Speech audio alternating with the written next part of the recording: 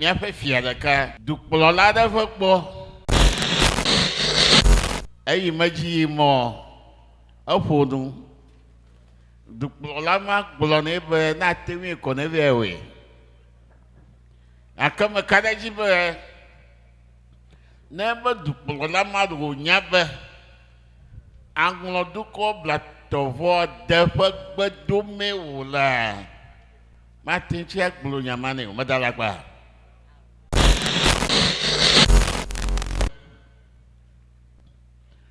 wɔna ma tɔgbe adela dzaga o me tɔgbe sikɛtɔnia va yi dzi agɔwo dza be mia ɖo fiawo ɖe afi ma kɔ wobe fifia yewozu yewo ɖokuiwo tɔ yewo ganye aŋlɔwɔ yewo ga dzesi awɔme fia o ne mieka gbe le mia ɖokui ŋua ke miakpe de dzesi be kpekpeme me miaŋu nɔ ge le dukɔ bubuawo me mi ne fiagãwo nuhu na ge ɖe vota wina House of Chiefs ne woƒo nu kple gbe ɖeka ana aŋlɔdukɔ nazɔ yi ɖe ŋgɔgbe eʋawo menya ŋlɔwo ɖeɖe o mie bubum yitsɛ mia nɔvi esante hene ɖu aza mie kpɔm ne mayewo ke wo ɖeɖe me dodo me gake miwo mi be mi dzesi Yesu Kristo wu ame sia ame ta dekɔnu yiwo nye dekɔnua mi be wo katã wonye abosaŋu esusɔ vie nakpɔ ƒe 71 gake ga suku dema awo ŋku na ame geɖe nyetsɔ kɔsi ɖe va me kɔna gaŋlɔ dodo kpɔ tɔgbiwo memanye wo ma gba gblɔe nyanye gbɔnye abosantɔ nye fiafitɔ abosantɔ nye amesrɔ̃xɔla abosantɔ nye amekudola nɔnɔme mawoe mia tɔgbiwo ƒo nyi xɔ ɖo menye be kɔnu yiwo ke na mi nya ŋlɔwɔ wowoe nye abosaŋu gbɔtamawo katã ƒe fiawo tso blemame kɔ wokpɔe de dzesi be yiwo katã yewoade ha yewonɔ hame yewonɔ awɔme fia ƒe kpɔkplɔ te bena yewoƒo nua dukɔ bubuwo natsi vo aŋlɔ gbɔta blatɔvɔ da menye du ɖeke blatɔvɔ de gblɔmee wole o gbɔtawoe yɔsɔ anɔ hame ne nuwo dzɔ yɔnɔ aʋadada ƒe kpɔkplɔ te be aʋatsi ya ɖu na yewo yɔsɔ yɔnɔ hame alebe ne yewo ƒo nu ne yevuwo ɔse gbe miaƒe awɔme fia efiawo dzi fia tɔgbi sri etɔ̃lia bubutɔ menyi bana o miaƒe ɖusifia gã tɔgbi gbɔdzɔ etɔ̃lia menyi bana o menyi bana miaƒe zimenɔla tɔxɛ vinye miavi danko menyi bana menyi bana miafo tɔgbi dɔkta nyaho tameklo woezɔn va ƒe menyi bana miaƒe tɔgbi gãwo katã miaƒe tɔgbiwo mia mama bubutɔwo agave hlɔ miawoe zã ɖum menyi ba ne mi katã le nyateƒe ma mese vinye tanko wòƒo nu vɔ kɔa ekɔme bo evie tsinam mehiã be maganya ɖeke gblɔ ge gɔ hã nye takoe te be gbagba yiwo ke míedze abe mía viwo nava ɖo to míaƒe afɔteƒea magblɔ dadatɔe be le tanko kple wotɔ ɖewo ƒe wɔnawo ta togbɔ be fonye JJ Rollins megale agbo hã magblɔ be míaƒe dɔ menye dɔ vlo mí o. Misha akpeɖexe mata akpeneɖi. Tɔgbi aƒadada mekpɔ be ɖatsi be age mo megana fãduma na di ŋu be yeƒe dziʋu dzɔ anyigba le dzo nyemedze ma dzi ha de o aʋakala nenye ye kalãwo me ne dzɔ tso ye yi ke ewo tɔgbewo medodo tso wowu ɖeka kpakple mía tɔgbewo tso keke taɖo va do ɖe ŋɔtse eva do ɖe anyigba ya dzi aʋaʋa yiwo ke tɔgbewo wɔ le ɖokuitsɔtsɔ sevɔe me exɔ ŋgɔ na Anlo gbɔtablatɔvɔ da le aʋaklitsuwo me yi ke woe be egba Anlo dukɔ bubu aɖe le ŋu le Ghana dukɔwo me bometsilɔ kɔe gblɔ be yewo menyi o gake ame yiwo nye ko wonye numate medze be dzi na ɖe ƒo o gbe aɖeke gbo o tɔgbi ɖe ŋlɔ be mewoe nɔ dzi dem ƒo na ma ne aɖewo yi mebo edɔwɔmaxɔkpea nye ma gbugbɔ ɖe megbo hã ta megana dzina ɖe ƒo wò dzi de ƒu yike nenam numatae nyi tsɔa ne yɔm kpata be mava ƒo nu le azaya ma tɔgbi nya megbe kple gake meɖo ŋku dzi be danye nenye elabe gave nyɔnu ƒe dɔme memlɔ danye dada gahenye lãƒawo afi fofo nye yɔxɔe nudzɔviawo numate melɔ tso dɔ enawo ɖo tɔgbi aʋadada ayiko na o le eƒe blavɔvɔ zã ɖuɖu me wò kpɔ ɖe nu yi ke nena tso wò ɖokui tsɔtsɔ sevɔ le go geɖe nu be Anlo dukɔ na gbogbo kealia enye nu yi ke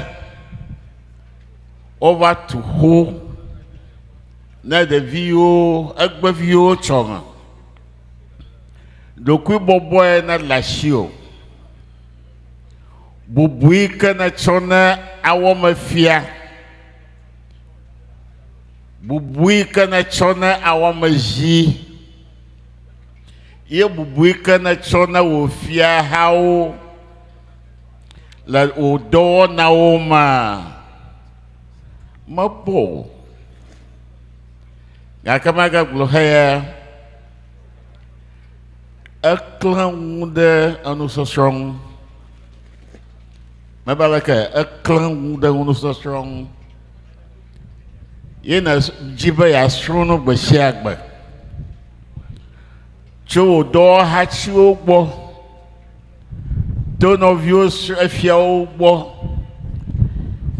Iye mule baha e blaliji ba ya nyek bala magunya ha edeji na ya ko tu Anlo dwe na magblofia ba esoso vie na popa bla dranvo de ke gagaga suku dama awo nkuna magade ni choko sida va makona ganglo dodokpo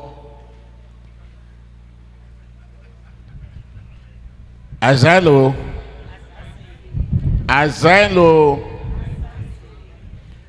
anu sosro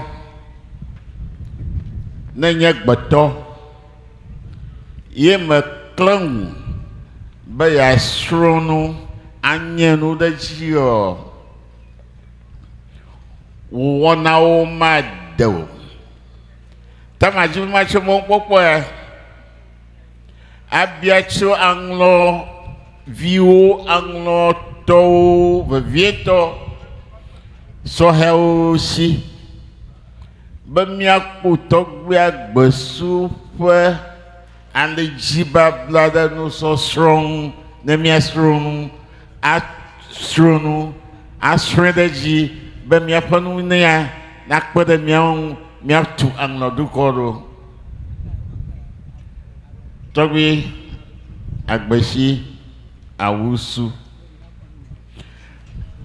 miape jimenola ukuna bado lokbo ya fi menono ngom da gbala emana tai mega ya gbala lago au funu chu miape de ka wo ye wo do hamalu ha nyamanya ba tema viu kuma no kpo me nyamanya ba sanglo kpo na mo ba chichokule ba the chicken bully ba hamono ge miala afi atacho ba mi atogbo ga kule na mi ba achi the kamono kujugbo wo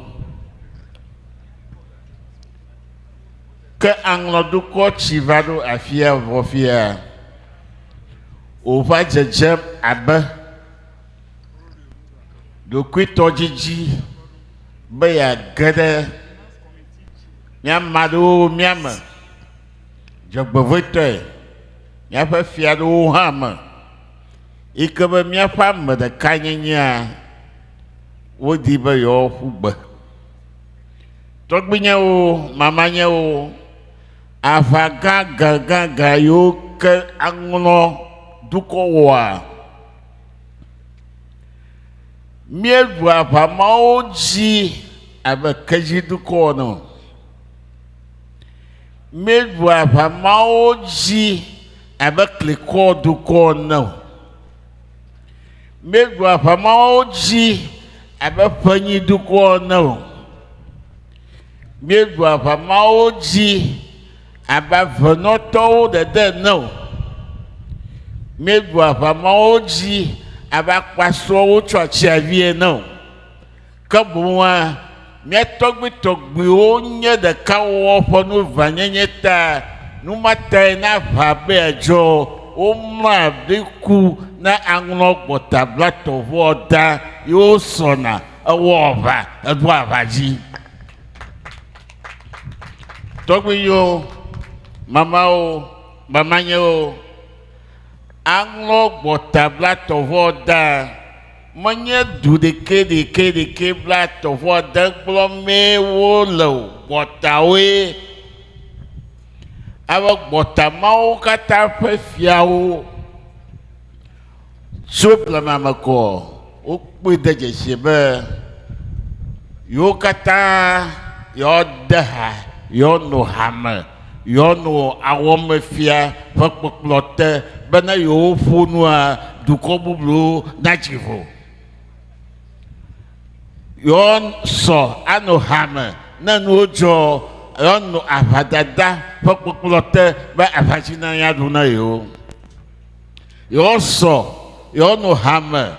Alabana yo fonu na yo vuo. Oserba. No maota. Nyatogbi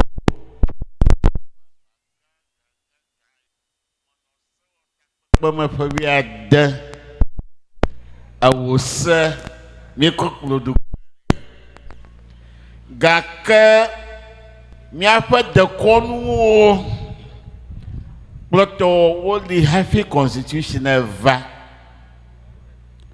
Tami Matencha de Miapa Conuma Oka Naminko Aba Anglo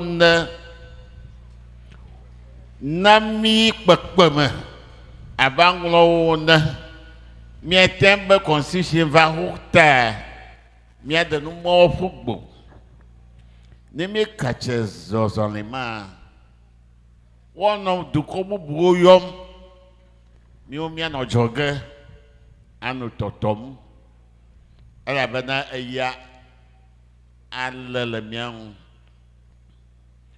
majijio mi afa fiadaka du pololada fokpo o trefa ku he kokwie ba no wala yo ayi maji mo afodu du polama polone be na tewi ko ne bewe akama kadaji be na ba du polama do nyabe anglo du ko blatovo defa gbedume wula Martin check blue yamane madalagba numa tai chichao ponya ukblo bada chike o yenya tafa ba hamayo nona chokbe tokbe yo mamanya o ayina do kwishiva Anlo botablato voda to miafa nu jotuyo miatobi o wodongwe o jebe wogede Gold Coast colony man togbe Sri Vevelia na no Dodoma na dukwa fa poplo afi coming kumo na va constitutional miwa Efiaga the ka nango botablato voda eko nyanami gaka constitution duli 7 wherever ekpede jesiebe bososonyo ne fiao no matawo do efiao popo habobodi region the share elawoshi na yashanti duma Efiaga the ka blood voda Yef ila ashanti dukoshi wole Efiagaji wole te mate na shanti hinu funwa dukpolola ovunaro let me up of here. Ayi middle regional houses of chiefs or 30 Togbiya.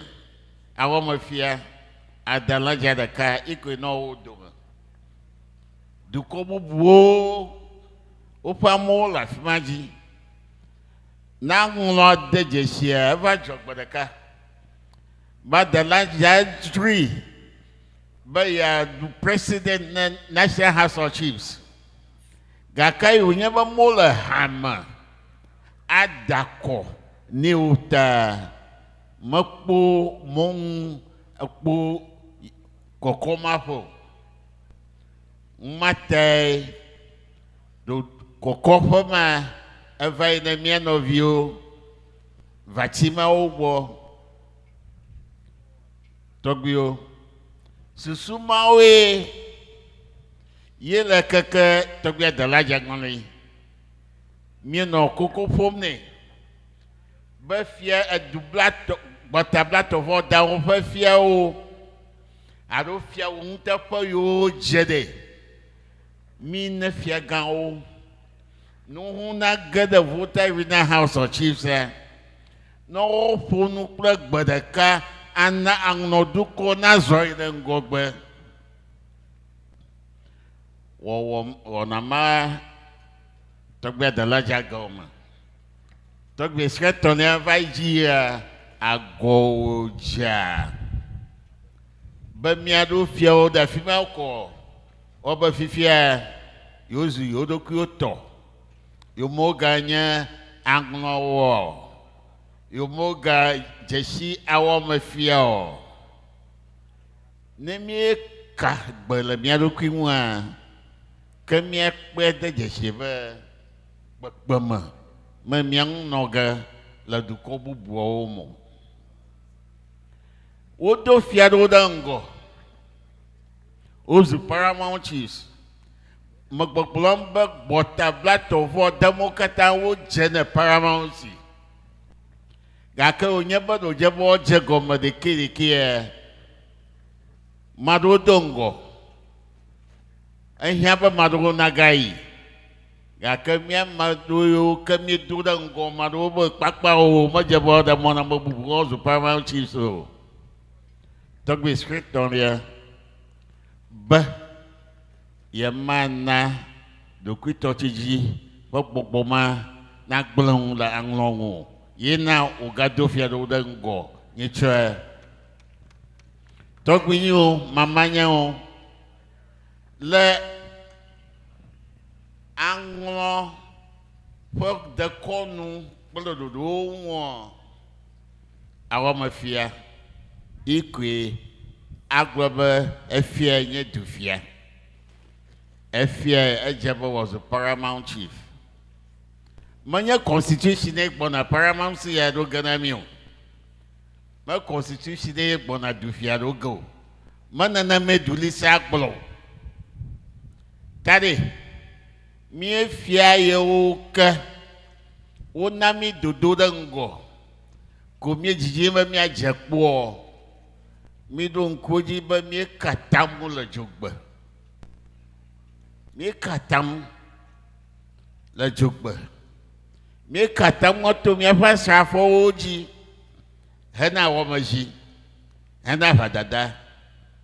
Mi gawo na ne kamia damia fatamu ya mi kala jogbajiyo. Onya hovi apomio.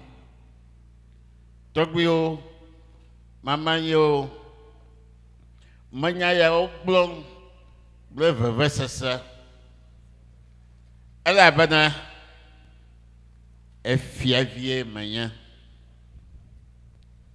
E Angloto ye menya yenye dada hanam ba manya Angloto enye dada hanam ba manya dogucho fiapo mama bakwa dem de share kama chona nye fiao bo do na letra ejeba mawe ne mawe o kama donkpa tokba yo kama madocho Yena batuk boba anya fukpakpa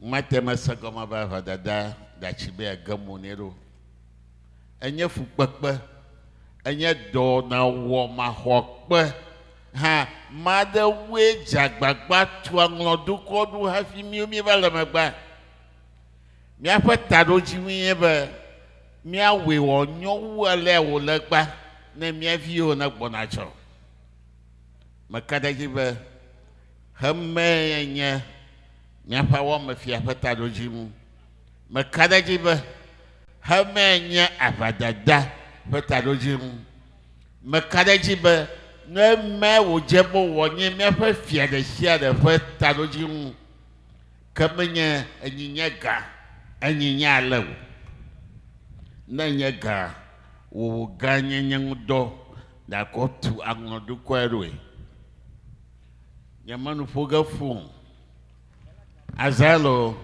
Azase madakuku nami nanoji Sabala kple mia tɔgbiwo dena. Etsiwo le mia gbɔ. Miese be galamsey etso ƒe ɖe Ghana ƒe tɔʋuwo katã me. Dzɔgbevɔ̃etɔe ne mia wo numekuku aɖewo nyitsɔ be míaƒe sabala hã ke metal hard metals wo gegem ɖe me na mi.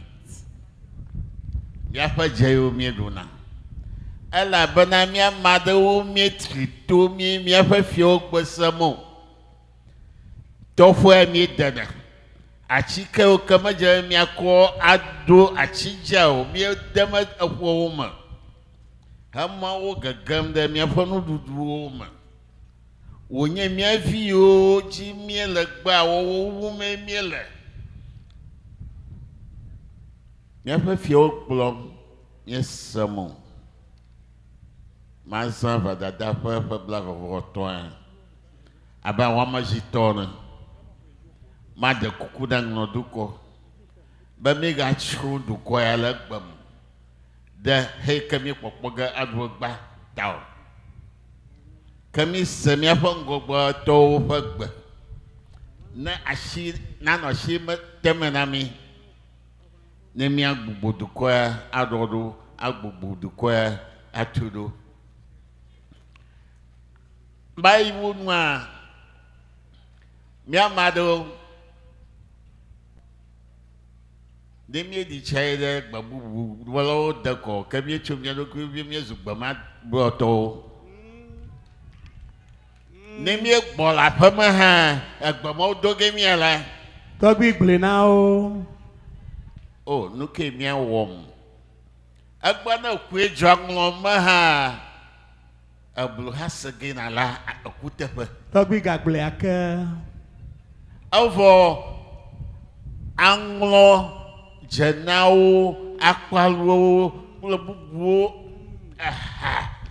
dzatsɔ yi ke ane nunya amegbetɔ ƒe gbɔgbɔ yewo dzi yewo kpa ɖo ŋukpem na mia. Menya wɔwɔ go ne ɖɔ nya wɔ deme agblɔ ge ne tɔgbi agbesi awusu be ne ge ɖe awɔ me fia dzi ne wɔxɔ ŋusẽ dodo ne míaɖe gbeƒã be ku aɖeke megadzra ŋlɔ gbɔtablatɔ me kɔ maɖeke natso eblu ha anɔ ƒoƒom le kuteƒe azɔ.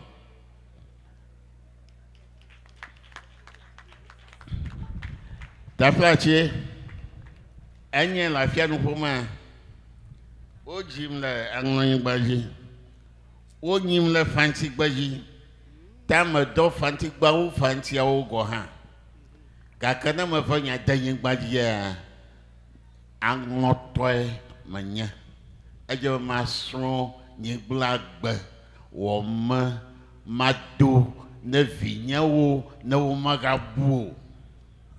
Míebubum aŋlɔwo eʋawo menye aŋlɔwo ɖeɖe o. Míebubum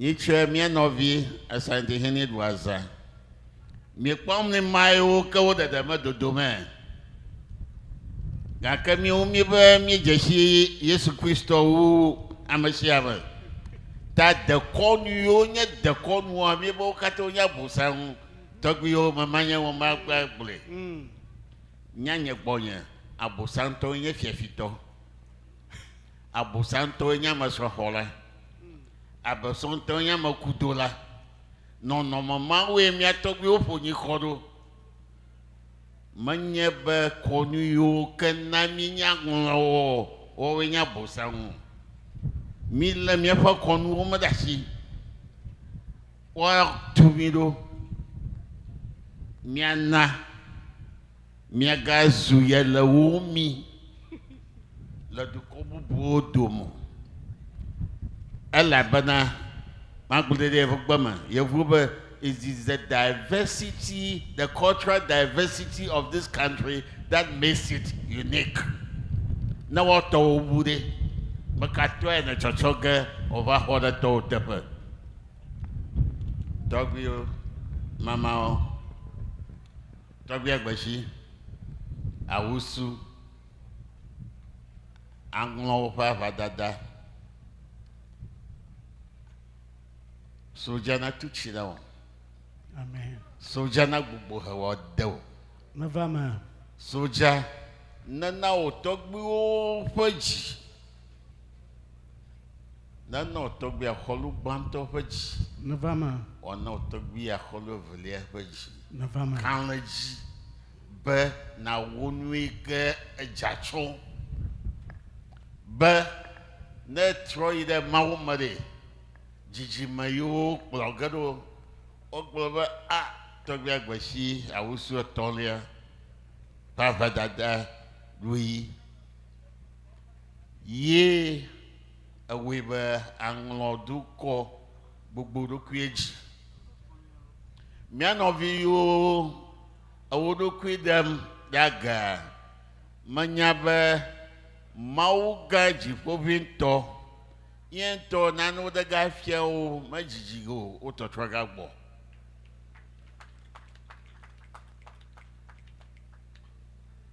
I want to hear Buto. Dogwinyo, Mamanyo, Azalo,